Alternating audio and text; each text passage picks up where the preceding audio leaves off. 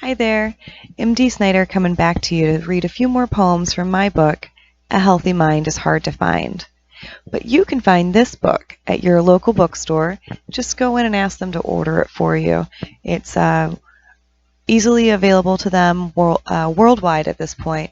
And if you can't find it there, Barnes & Noble is offering it, as well as Kindle and Amazon. And you can go straight to my website, snydepublishing.com. That's SNYDE publishing.com. And you'll be able to buy yourself a copy there. And there I can also do any autographs or any special nicks and knacks you might want. So today I would like to read about depression and anxiety from A Healthy Mind is Hard to Find. It's going to be 4 short poems, but beforehand I'd like to tell you a little bit about these poems and why I wrote them and the impact that they had on me. So the first one is called Sailing, and this is a poem about the journey through mental health issues. How you don't have a map and how you can sometimes circle around the same thing over and over and over again and never really move forward, just around. So this one is called Sailing. Forever adrift in a fully stocked boat, on an ocean of waves of loneliness, spotted with island chains named vapid sadness, melancholy madness, and conceited anxiety. Often I crash land, rebuild and set sail, but always alone, always stranded, always lost in my mind. So that poem is a really short, sweet poem that explains how lost you can get in your own mental health and how you can see these islands that you crash land on as horrible. Vapid sadness, melancholy madness, conceited anxiety. Now these are negative ways of looking at your mental health, but that's also how you get stuck in those cycles. How you keep crash landing is you shame yourself and you can never get better. So that was a poem I wrote to help guide me a little bit through it. Next, I'd like to read you a poem called EF5 Anxiety. And this is one of my favorite poems in the entire book. It's got a nice illustration that I'll show you later, but it's just my favorite. As a Kansas girl at heart, I grew up in central Kansas. Tornadoes are my favorite thing, and right now tornado season is kicking off, and I'm very sad that I'm not there to enjoy it and hide from it. But this poem I wrote as if anxiety was a tornado.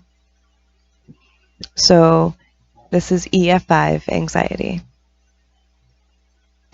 My chest has caught a troubled storm, tornadoes in my heart. With no forecast to warn me of, such a barometric drop. No authorities to call for help and no shelter to feel safe. So I'll name this storm Anxiety as I shiver in this place. And that poem is very strong. It's a poem that I wrote that it explained my anxiety, what I was going through when I was younger and not so long ago. But here's a beautiful illustration that I had made for that poem, and I absolutely love it. I think it shows how devastating and how beautiful and how traumatic some anxiety can be. So for my next poem, I would like to read you what's called Affirmations of the Depressed. And this is something that I used to tell myself as I was trying to get better, as I was trying to understand that you could get better. So I would look at myself in the mirror and I would say this to myself. Your mental illness is not your fault. You are loved. You're allowed to be loved. You're able to love in return. You are content to love on your own. And then repeat, I can't change what I've already done, but I can take charge of who I'll become. I can't change what I've already done, but I can take charge of who I'll become. And this helped me a lot, just to tell myself this, to reassure myself that if no one else believed this, I believed this. And yes, I am allowed to love. I'm able to love. I'm able to let people love me. This mental illness is not my fault. And once I understood that, once I stopped with shaming myself, I could really see how, no, I can't change the things that I've done, but I can take charge of who I'll become. I can't change what I've already done, but I can take charge of who I'll become.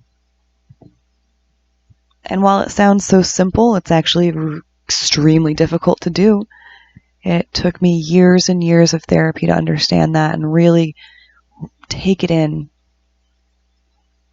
and try to get better with it.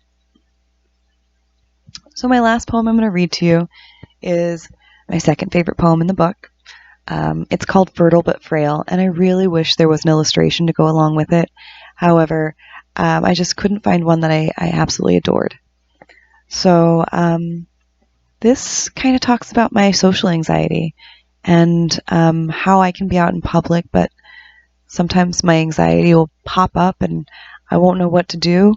And so those friendly jokes that everyone makes land so hard on me, and I get so upset. And I don't know how to stop it until I get angry with myself. And then I just berate myself for my feelings. It doesn't help anyone.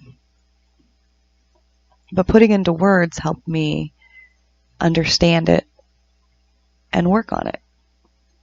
So here's Fertile but Frail. I don't have an emotional shell. No protection. I know that well. No, my friend, I'm nothing but yolk. And though it sounds funny, it's hardly a joke. I can be scrambled with just one insult. You can look to my face to see the result. Without a shell, your words are my whisk. Then afterwards my anger fries myself to a crisp.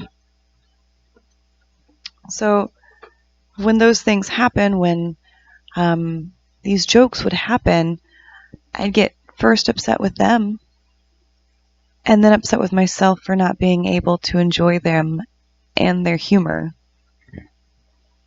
And that's something that everyone, I think, needs to work on at some point, but especially those who've experienced mental health issues, those with trauma backgrounds. You really have to concentrate on, it's not about me. It's not targeting me. I'm just a little too fragile. And I need to stop frying myself up from shaming myself for being this way. I need to accept myself and become a little bit better every time I do.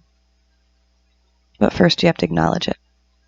And that's kind of the hard part. So I hope you enjoyed a few of my poems from A Healthy Mind is Hard to Find.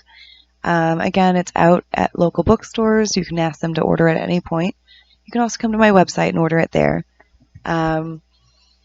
Please stay safe right now, my dears. COVID's still active. Please wash your hands and put on masks. If you can, get out and fight, because in this country we have massive divisions between so many people.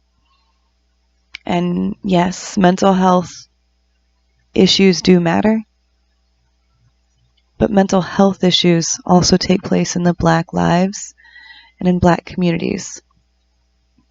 And in that regard, we also need to say that Black lives matter, because mental health affects everyone, no matter your race. The consequences of having it with the race, though, can be so much more dire.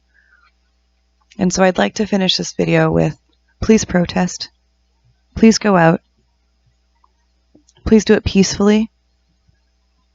But let's make Black Lives Matter truly matter for once in this country.